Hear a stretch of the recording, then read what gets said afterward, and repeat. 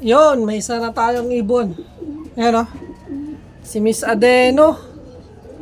Tumukod yung ibon natin. Ayan o. Putik ng paa o. Pero sa 1-1 plus pa speed nito. Tumukod. Ano nangyari? Bakit tumukod ka? Ano nangyari sa'yo, Miss Adeno? Ayun o. Putik ng paa o. Oh?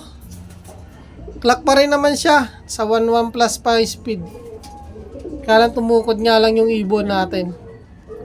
Gusto rin yan. At least umuwi pa rin. Nangyari sa Miss Adeno. Uhaw na uhaw yung ibon, no? Kaya tumukod.